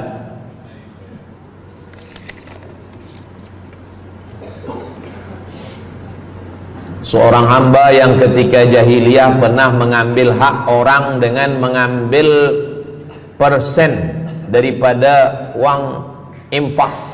Setelah dia menyadari akan salahnya, dia bertaubat dan ingin mengembalikan hak tersebut. Masalahnya dia tidak mengetahui berapa dan ke siapa dibalikkan. Kalau kita termakan terpakai duit yang kita tak tahu entah punya siapa, cuba ingat-ingat. Memang kalau masalah ini kadang kita lupa memang. Coba ingat tahun berapa. Sebab duit RM1 tahun 80 dengan 2025 tak sama nilainya, sebab ada inflasi ekonomi. Jadi coba ingat, tengok dengan harga emas. Tahun 80 berapa 1 gram emas? Tahun 2025 berapa? Maka dihitungnya ke emas, bukan ke dolar, tapi kepada emas. Nah, selepas kita dapat harga emas, lalu kita balikkan. Misalkan tahun 80 RM100 itu 1, 2, 3 gram. Maka yang sekarang kita tidak balikkan RM100, tapi kita balikkan sekarang 2025 dengan 3 gram emas. Berapa harga 3 gram emas? Lepas itu kita balikkan. Kalau kita tak tahu orangnya di mana, anak cucunya, ahli warisnya tak tahu, maka kita serahkan kepada masalih ammah. Masalih ammah artinya kepentingan umum. Pendidikan tahfiz Quran, sekolah, tempat anak yatim, tempat duafa fakir miskin, ke masjid boleh. Tapi kalau kita bawa duit haram, duit tak jelas, kita serahkan saja. Datang, tuan guru bagi dah. Jangan sebut pula, tuan guru ni ada beberapa duit haram saya nak bagi ni. Serahkan saja. Begitu juga dengan orang yang menyimpan uang di bank yang bukan Islamic bank. Syukran, jazakumullah khair. Lalu kemudian dia duduk di negeri yang tak Islam, lalu kemudian dia letakkan di bank yang tak Islamik. Maka duit ini ada ada fawaid, ada bunganya. Riba haram. Kalau dia simpan di rumah dia takut hilang. Duit ini tak boleh dia makan, tak boleh dia belikan ke pakaian, tak boleh dia bagikan ke orang lain, maka dia serahkan kepada masalih ammah. Begitu kata Syekh Yusuf Al-Qardawi dalam kitab judulnya Fatawa Mu'asirah, fatwa-fatwa kontemporer, fatwa modern. Jadi masalih ammah, kepentingan umum, bukan untuk diri sendiri. Orang terhalang doanya sebab 3. Mat'amu haram, makanannya haram. Masyrabuhu haram, minumannya haram. Malbasuhu haram, pakaiannya haram. Wadhiya bil haram, dibagi makan haram. Jadi kalau kita selamatkan, insya Allah Allah pun menyelamatkan kita semua. Mudah-mudahan Allah bagi kita, anak cucu kita rezeki, supaya kita boleh mengamalkan pintu sedekah ini. Salah satu pintu surga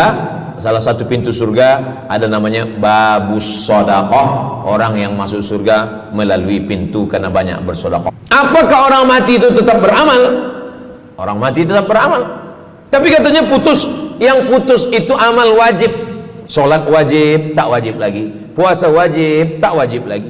Adapun amal yang tak wajib, makanya kalau ada suami yang tak mau amal wajib, suruhlah dia mati. Mana dalil Ustadz bahwa orang mati tetap beramal?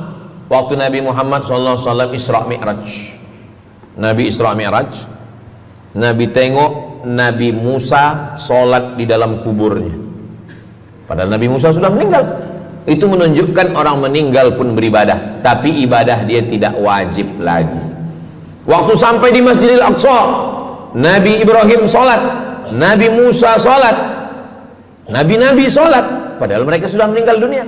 Itu menunjukkan bahwa orang mati beribadah, tapi ibadahnya tidak wajib. Yang kita wajib ini hanya dari akil baligh sampai kita mati. Siapa yang wajib sembahyang? Akil baligh. Siapa yang wajib puasa? Akil baligh. Siapa yang wajib haji? Akil baligh mampu. Ada orang akil, ada orang baligh tapi tak akil. Umur 15 tahun, 20 tahun, 30 tahun, baligh, umurnya sampai, tapi tak akil, tak ada akal. Rufi'al qalam, kertas, pena dia terangkat, tak mencatat. Ada 3 orang yang penanya tak mencatat. Yang pertama, anis sobi hatta yahtalim, budak kecil sampai dia mimpi akil balik. Yang kedua, anin naim hatta yastayqiz, orang tidur sampai dia terjaga. Yang pertama, budak kecil sampai akil balik. Maka kalau nak nakal waktu kecil itulah. Menyesal saya Ustaz, waktu kecil dulu baik-baik. Yang kedua, anin naim hatta yastayqiz, orang tidur sampai dia jaga tidur. Makanya kalau nak buat dosa waktu tidurlah. Ada seorang suami tidur, selepas itu dia terjaga, dia katakan ke istri dia, Adinda, buah hati belayan jiwa, siang dan malam terbayang-bayang, makan tak kenyang, tidur tak lelap. Abang bermimpi malam tadi. Mimpi apa? Mimpi berbini lagi. Kata istri dia, engkau tidur lagi, mimpi lagi, ceraikan dia. Macam mana nak tidur lagi? Begitulah. Tapi perempuan ini tak ada di Brunei, di kampung saya. Sini baik-baik. Orang tidur dia tidak boleh dihukum, sebab mimpi kita tak boleh buat-buat. Anil naim hatta yastayqiz, orang tidur sampai dia jaga tidur. Anil majnun hatta yafiq, orang gila sampai sehat. Orang gila tak diambil hukum, tak wajib sembahyang, tak wajib puasa. Itu maka kadang isteri kalau ada lelaki tak sembahyang, abang ni gila ke? Kata, aku tergila-gila dengan kamu sayang. Jadi siapa yang wajib? Macam mana dengan orang yang pikun, hilang ingatan? Hilang ingatan bila dari mula zuhur azan sampai waktu asar habis, ingatan dia hilang, maka dia tak wajib sembahyang. Tapi bila dia ingat sekejap, dia wajib lagi. Itu pula masalahnya Ustaz. Laki saya ni hilang ingatan waktu sembahyang je, lepas tu ingat balik. baligh, berakal. Kata orang kalau sudah tua kita mengalami namanya demensia. Manusia demensia, amnesia. Amnesia tak ingat apa-apa, semua lupa.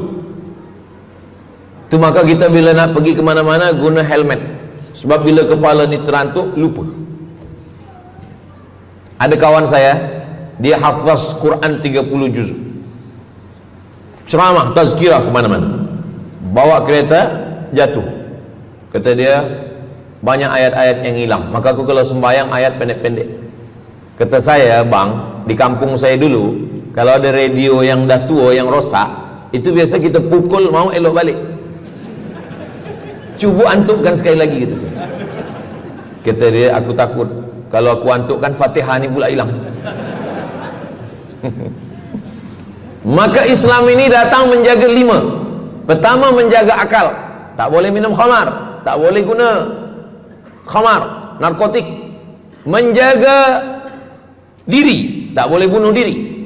Menjaga kehormatan, tak boleh menghina orang.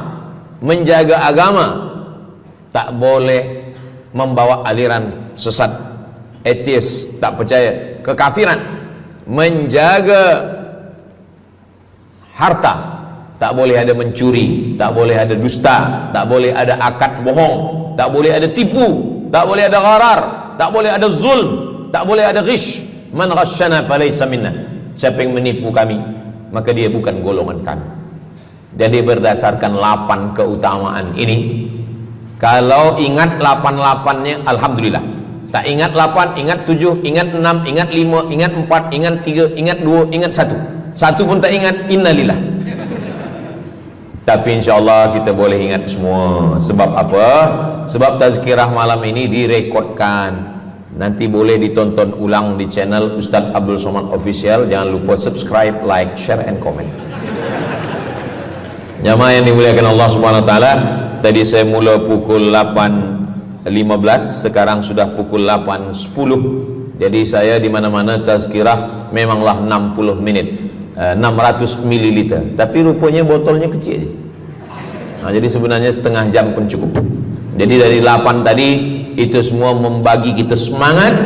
Kalau ada orang yang mengatakan Islam ini agama yang menyuruh kita tak usahlah berniaga, tak usahlah bertanam kelapa sawit, tak usahlah bertanam kelapa, tak usahlah buka ikan, tak usahlah bertani. Sesungguhnya Islam ini agama yang menyuruh kita berusaha. Masuk masjid, Allah maftah li abwaba rahmatik. Keluar masjid, Allahumma inni as'aluka min fadlik. Kenapa keluar masjid minta rezeki? Sebab peniaga, pedagang, bisnismen dapat duit, duitnya bukan untuk dunia, duitnya untuk akhirat. Jadi kalau ada orang mengatakan kereta tak dibawa mati, siapa kata kereta tak dibawa mati? Kereta boleh dibawa mati. Kereta yang macam mana? Kereta wakaf. Ada kereta 10 wakafkan untuk tahfiz Quran. Masa emak saya meninggal, berpesan dia, nanti kalau aku mati, tolong kuburkan aku di samping makam ayahku.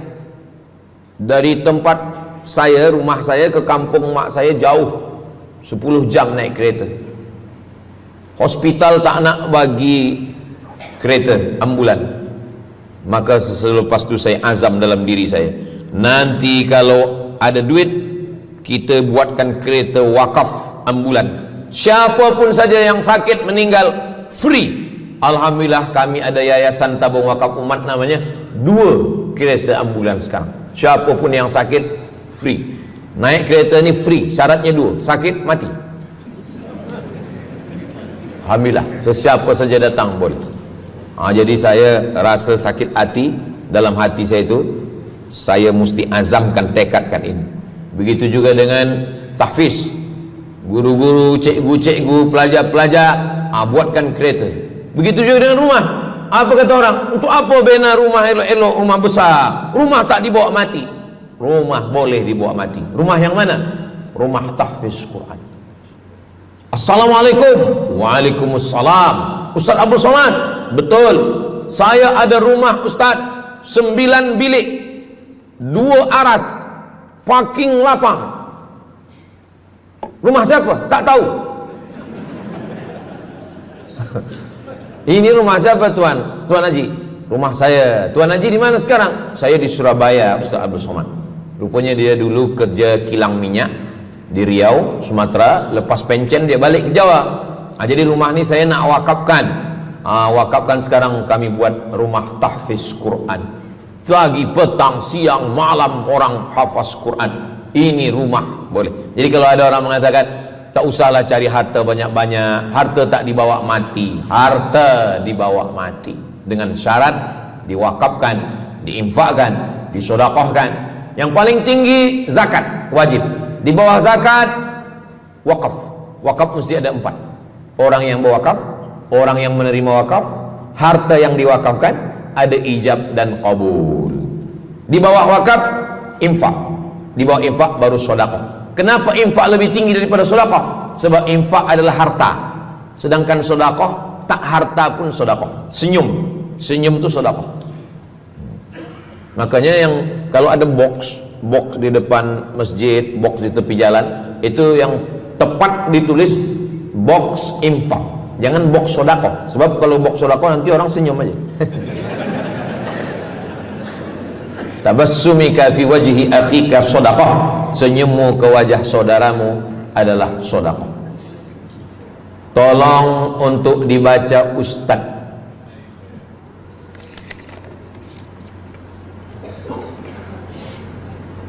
Seorang hamba yang ketika jahiliyah pernah mengambil hak orang dengan mengambil persen daripada uang infak.